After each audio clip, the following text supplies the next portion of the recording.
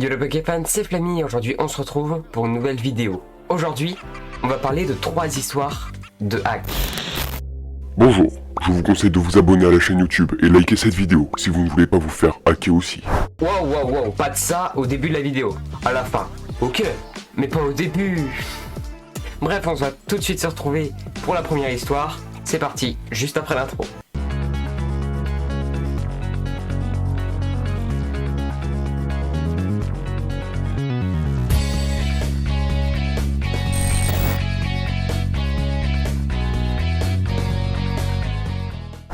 Alors, premièrement, un cat sand, c'est un chat des sables. Jusque-là, c'est assez logique. Et ce chat est un chat sauvage avec une mignonne petite tête qui évidemment ne plaira pas à tout le monde. Assez parlé d'animaux, je ne suis pas veto. Rien de surprise comme vous par la transition vers l'histoire. Cat Sand est donc de notre histoire un collectif de hackers lié au service de renseignement Ouzbékistan, détecté par l'entreprise de sécurité informatique russe Kaspersky. Ça parle déjà politique là. Chaud non ? On va y arriver. Donc Cat Sand, le collectif de hackers n'était pas un collectif discret du tout. Genre vraiment pas. Ils sont éclatés. Ils ont en effet employé le nom d'un groupe militaire qui travaille au service national de la sécurité en Ouzbékistan. Ils ont, avec ce nom, enregistré un domaine dans leur infrastructure d'attaque. Ils ont aussi installé un logiciel antivirus, Kaspersky donc, sur des ordinateurs utilisés pour créer des logiciels malveillants. Ouais, en gros, ils font des logiciels malveillants et tout, et du coup, ils installent un truc pour lutter contre les logiciels malveillants. Attends. Ils font des logiciels malveillants et ils installent un truc contre les logiciels malveillants. Ouais, il tire une balle virtuelle dans le pied informatique là. Oui, bon, ok, je sais, j'essaie de faire le mec qui s'y connaît, mais en fait non.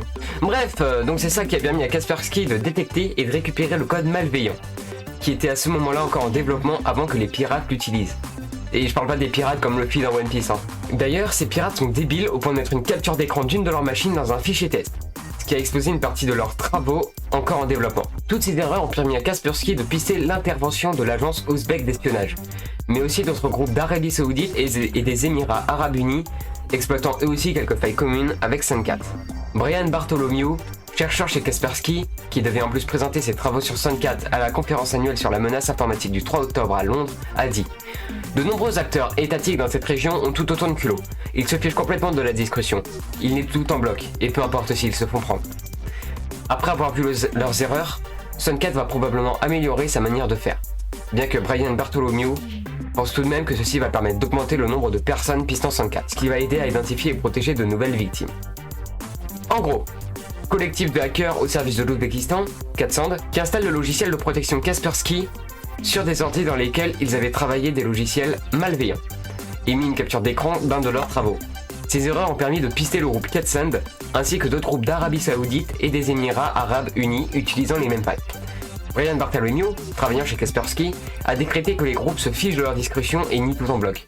Mais mettre en lumière leurs erreurs va causer deux choses. Cat Sand va tenter de s'améliorer, mais plus de chercheurs vont les pister pour trouver d'éventuelles victimes à protéger et à identifier. Alors, perso, je trouve déjà que Cat Sand est rempli de... c'est le mot. Et ils sont clairement étouffés avec le pistolet dans la gorge. Ok, j'arrête les métaphores. Ce que je trouve pas net, c'est que Kaspersky, il a réussi à s'infiltrer dans les ordinateurs de Cat Sand. Ça veut dire que Kaspersky peut faire exactement comme Cat Sand. Les erreurs en moins, du coup. Et pour le gouvernement russe... la mère patrie, tout le monde au salut.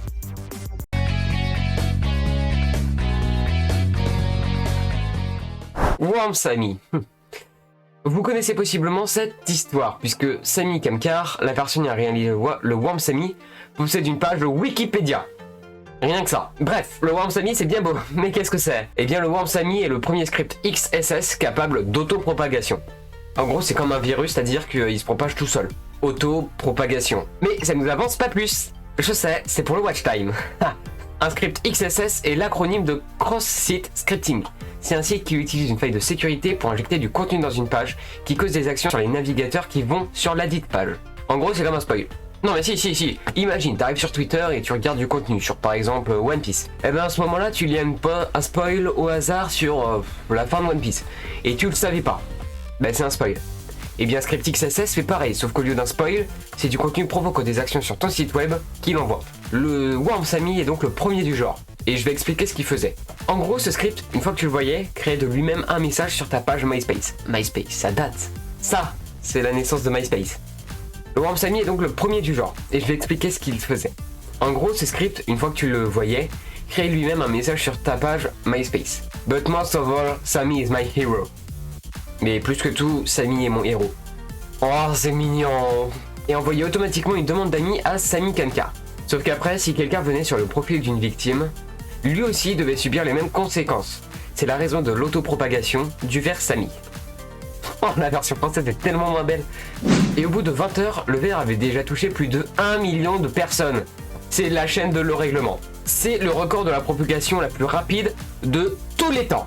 Mais genre vraiment tous les temps, genre même la préhistoire, ils étaient pas plus rapides. En même temps, il n'y avait pas de virus à la préhistoire. En 2006, le United States Secret Service and Electronic Crime Task Force, bref, eux, ils perquisitionnent Sammy Kankar pour l'utilisation de son verre. Et je ne parle pas de ce verre-là. Donc Sammy Kankar, après sa perquisition, s'est vu offrir une négociation de peine qui lui a permis d'éviter la prison contre une amende de 20 000 €.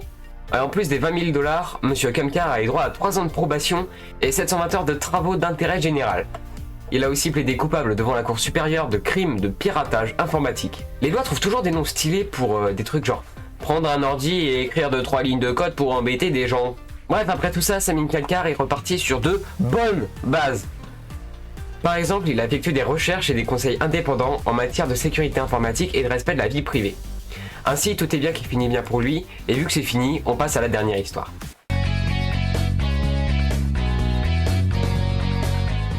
On est le 7 septembre 2008. Le bataillon... Exploration.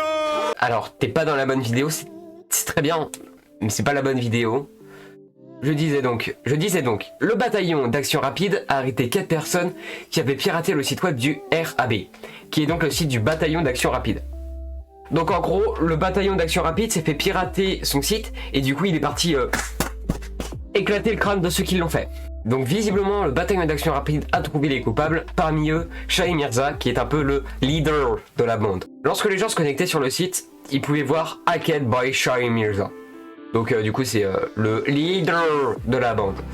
Le pirate informatique a dit que le gouvernement n'avait pas pris de mesures suffisantes pour développer l'informatique dans le pays, même s'ils avaient adopté des lois pour prévenir le cybercrime.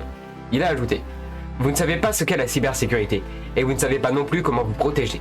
Les pirates ne sont pas des criminels, mais ils sont au moins 10 fois meilleurs que vos experts. Vous ne pouvez même pas percevoir à quel point nous sommes méritoires. » Cet étudiant de 4e année de l'Institut de gestion et de technologie SAIC à Mirpur a nié les mobiles du piratage. Selon lui, il aurait fait ça de façon ludique. Le RAB a récupéré son site en moins de 24 heures. Les personnes arrêtées risquaient alors 10 ans de prison et une amende de 1 crore, sachant que c'est égal à une valeur de 10 millions en Inde. Malgré tout, Shahi Mirza n'a jamais fait cela pour un avantage financier et s'est rendu compte trop tard qu'il a commis un crime qu'il souhaitait que personne ne refasse.